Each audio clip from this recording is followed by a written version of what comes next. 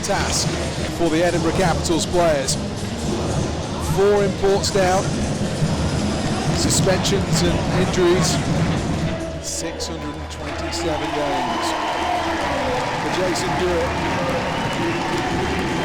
Remarkable for the boy from Manchester, who went to London, who had that brief stint where he played against the Sheffield Steelers for Basingstoke, before Dennis Maxwell bought him up the M40, across the M42 and up the M1 to the Sheffield Steelers.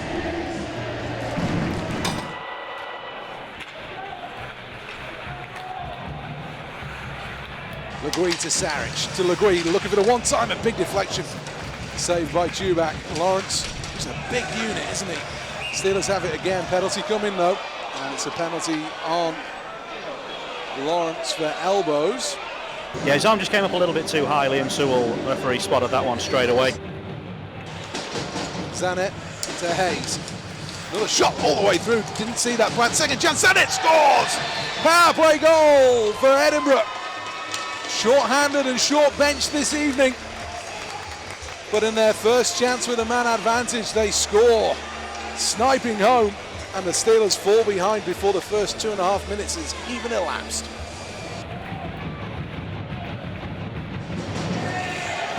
Hayes will open up the play. Dickett took it on his outstep. McCallum wants it, he'll wind one up. That's sticked aside by Plant. Second chance, goal from behind the line. What a finish from Hayes. And the Steelers in a 2-goal hole as Edinburgh hit them with 2 early punches that have Sheffield staggering. Finds Plews, wearing the face mask, loses out to Vestberg. Wow, active on his backhand side, feeds it to the middle. Moyer might squeeze that one through. And now 2-on-1 the other way, danger for the Steelers, it's Hayes. Hayes got a man with him, gets it across, McCallum scores! 3-0, Edinburgh on fire, and the Sheffield Steelers have lost the pot in this first 9 minutes of this game. Confirmation that the second goal was scored by Hayes, his 10th of the season. The third goal, will be McCallum assisted Hayes. There's Levi Nelson coming back in the other way. Nelson, could he score? He does. Now they get one back. Nelson thought he'd scored a couple of minutes ago prior to that third Edinburgh goal. And this time he makes a nice move. And he puts the puck in the net, and the Steelers cut the deficit. And that's the kind of response Paul Thompson would have wanted.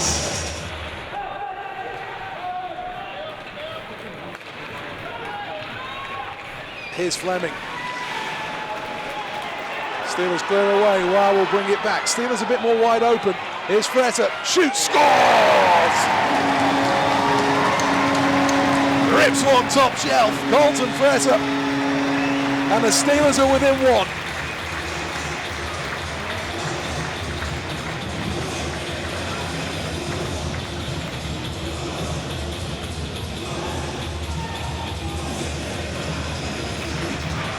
Wow combines, good feed to Fretter. Coyle will send all the way round to Nelson. Bumps. Steelers have it side of the net.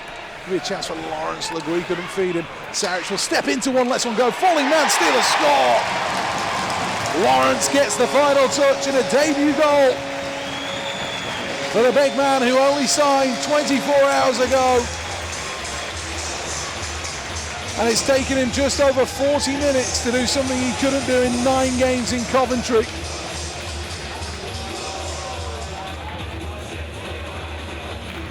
There is Coyle, shoots this one through traffic. Nearly goes in. Steelers pitchfork this into the corner. Now could be an opportunity for Fretter. Has to keep the puck moving. Chance out in front. Second chance, third chance, fourth chance. Can they jam it home? They can't. And finally, Blues showing a bit of moxie. Leguy, cool and calm. Saric with him, Leguy. Oh, he misses the net. That would have been some goal. Moyer. Steelers coming on strong. Taken away again though, the Capitals won't lie down. It's Hayes, 2-on-1. Hayes and Girling. Girling, great save, Tyler Plant. Steelers breaking with Vesberg. Hewitt hard to the net. Nearly deflected home. Girling tries to take away. O'Connor at the blue line just held it in but gave it away. Now Girling at the other end. Just had that great opportunity. Scores! Edinburgh retake the lead. And Girling denied by Tyler Plant, but then on his very next shift finds the net. And the Steelers, having fought back from 3-0, find themselves pegged back once again. And the Caps have a 4-3 lead.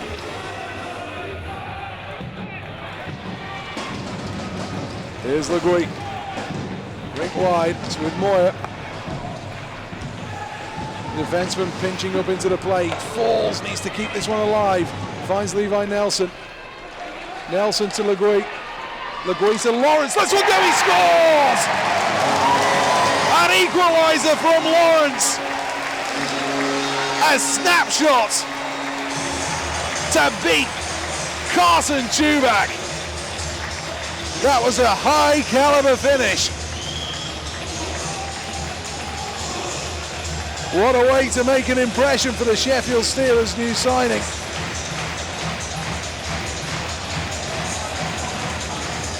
Emerson's going to drive the net. Punched aside by Tyler Plant. And folks, in 5 seconds we're going to overtime. And Edinburgh have taken a wonderful, wonderful road point here at iceSheffield. A chance to make himself an instant hero. Chris Lawrence, move or deke, Lawrence, off the crossbar. It was a wonderful move. He had Chubak beaten and 2 inches lower and would be screaming from the girders. It's the move. Edinburgh with the chance. Zanet, head fake, scores. Low shot beats Tyler Plant. Capitals 1 up in the shootout. To keep alive the Steelers' chances and preserve their winning record on home ice. Fretter. Has he got the move? Saved! And Edinburgh win. A fantastic, against all odds victory for the Edinburgh Capitals. Carson Chubak delighted. A stunning victory taken on penalty shots. The Steelers get a point, but it's 2 in the bag for the Edinburgh Capitals. Without 4 of their imports this evening. A very, very impressive performance. Paul, what's your reaction to that performance? Well, I'm deeply, deeply disappointed. Our goaltending wasn't where it needed to be tonight. Our defensive play was nowhere near where it needed to be last night. Every time they came into our zone, I was, Jesus Christ, they're going to score a goal against us here. And offensively, I think we had 55 shots tonight. I think we had 85 in total. We had 55 on net and 30 off net. And we looked laboured the whole night. We looked laboured. We looked like we're treading in sand. And the Legui line was the only line that gave us anything today. And I'm very, very, very upset with that performance. And you're speaking to me now 20 minutes after the game. I've calmed down a bit. Maybe I teed off a bit, to some of the other press afterwards, because I was disappointed because I didn't recognise my team out there today. So we've just called a meeting with the captains and some of the senior players, and I think we've got a lot of banged up players tonight. And I can accept that their performances aren't going to be, they're playing for the team.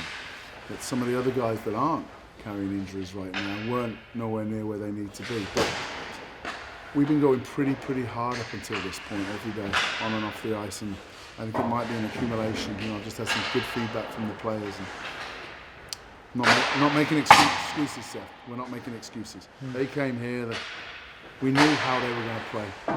They were talking in the changing room this morning, they got this guy, that guy's this guy. And it just puts a negative thought in your mind, and I don't want that. At 5 o'clock, I think we thought we'd already won the game.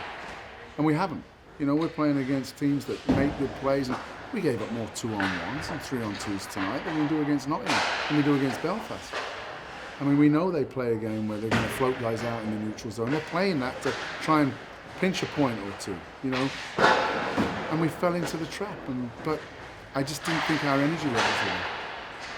When you look at the difference in performance between Nottingham, then to Cardiff, then to tonight, how can you explain that difference? Well, tonight we were bad, and I've been here 100 times as a coach over my career. You come in against a team that's had a long travel day, you know, they're short on bodies, they're having to borrow bodies. I mean, you know, we're embarrassed by our performance tonight, don't get me wrong. But I've been here 100 times, 100 times. Our loss in Cardiff wasn't through lack of effort. Yeah. It wasn't through lack of effort. Cardiff were good on the night, they took their opportunities. Tonight, we weren't good enough. You talked about the line with LeGlue, Lawrence and Nelson. You bring Lawrence in, he scores a couple of goals. What about the rest of his performance though? I think it took him 20 minutes, 25 minutes to get going. He hasn't been on the ice for 9 days. And that's tough at this point. You know, when you've already started the season and then you stop completely, you know, and I thought it took him a while to get into the game. Once he got into the game, I really felt, you know, you can see he's got that big shot, he gets open. I thought that line was our best line by a country mile. I thought our third line huffed and puffed tonight, but really didn't create, you know, the offensive opportunities. It had them, but it didn't take them. And I thought our first line wasn't anywhere near it normally is. And so, you know, Lawrence, if he wasn't here tonight, I doubt very much we'd have a point. He offers you something different as well, doesn't he? That big right-handed shot on the power play, if you choose to use it. No, absolutely, absolutely. I mean, we played him. I asked him where his favourite spot was and where he felt comfortable at, and yeah, I mean, you know, I'm pleased with how he started for us today. How do you change things around then? You've got another huge weekend coming up, a weekend that, when we look back in the summer, maybe title defining with fixtures in Nottingham and then back here against Braehead. So what do you do in between now and then? It's a reality check, Seth. You know, I'm a coach that if we don't play well, I'll tell the truth. I don't single people out. You know, my players know there were certain aspects of our game that wasn't there. I'm not throwing the towel in there. We weren't good tonight. As coaches, what have we got to do to be better as well? We'll look at ourselves in the mirror as well. It's not just passing the blame on. We win and lose as a club. So, you know, this is the first time this season we haven't performed anything close to our abilities. And we've got to find out why. And I did think we looked jaded. We've had some good feedback from the players, good honest blokes who say, hey, coach, we sucked tonight. I let us down tonight. But I'm feeling tired. And we can't just keep grinding them forward. We have to listen to them as well. You know, they're the guys that go out and perform for us. And tonight it wasn't, just nothing was happening. It was, we were waiting for something to happen. And guys, you know, we didn't set our standards. We didn't play to our standards because we looked like we were scared out there. But I think we were over trying to make something happen. Our shift started creeping into 1 minute 15, 1 minute 20. That's Heineken days. You know, and it's not selfishness. It's about they think they can do something to change the game. Then we get away from our game. Then all of a sudden we're not this unit that we normally are because we're too tired. So when we do get a rush, when we've been out there on the 1 minute 20, we can't finish anything because we don't have the gas. And it was just one thing after another. And, you know, we're talking to the guys on the bench and it was, you know, one of them nights. And like I said, we're embarrassed by it. First of all, what about that win? I mean, that was an incredible performance to come here so short-handed. How did you do it? It's incredible. It's a team win. I mean, we all knew we were coming here short-handed, and we all worked hard. Everyone chipped in, and you know, we got the win. That's what we came here for. And this is an incredible run, isn't it, for Edinburgh right now? You've had a wonderful last 4 or 5 games. Yeah, it's definitely. You know, I don't know the team last year, but I heard they had some troubles. You know, especially coming into here. But we got the 2 points like we wanted, and you know, it's great. You know, we're all building together, but it's still a process. It's still coming along. 4 imports down tonight. How much more difficult does that make it? It's tough. You got to put some guys had to play a little extra minutes, and you know, some of our younger guys had to come up big. But you know, everyone chipped in at that one point when we needed it, and it worked out for us. From your own perspective, another 3-point night. You're leading the way in the Elite League right now. How much fun is that? You know, it's fun. It's a personal thing, but you know, we're trying to work together as a team. You know, I have 2 great line mates who are helping me out, and they're giving me a lot of chances, and hopefully putting some of those away. Let's talk through the goals then this evening. The first one on the power play, it was a good opportunity. It was actually a good kick save, wasn't it? Yeah, it was definitely a good save. I had to jump in on the point tonight, and my thing is just shoot the puck, and Paul picked up a great rebound and put it in, and it was a great momentum starter for us because I think it was our only power play of the game. And the second goal, one that I suppose in some ways will live long in the memory because of from where you scored it. Yeah, I was taught when I was younger, shoot from bad angles, especially I knew rinks, and we're trying to build momentum, and it went in. I can't take it away, but just shoot the puck. And the third one again, 2-on-1. Yeah. Were you thinking about the shot? Yeah, but the defenseman came over and played me pretty hard, so I shoot a lot, so had to get over to Craig, and he put one away, and he's great in those chances and scores. How much belief is there right now in the club? You're currently leading your conference. You're in a good position within the elite league as well. Yeah, it's definitely great for our team. I mean, you can hear us, playing the music and stuff. It's kind of our goal is, we want happy bus rides going home, and we got to keep building on this. We're still working as a team, and like you said, we're still short-handed, so we got to keep building. And a word on the big man, the coach. What's he like to play for? How's he adjusting to the dual role that he's got? Oh, he's doing a great job. He has to deal with a lot. Like the 4 guys out right now, and he had to deal with a lot of guys coming up here and playing big minutes. So he's doing well. He's adjusting well. I'm not sure like I said earlier, what happened last year, but he's doing a great job turning this team around.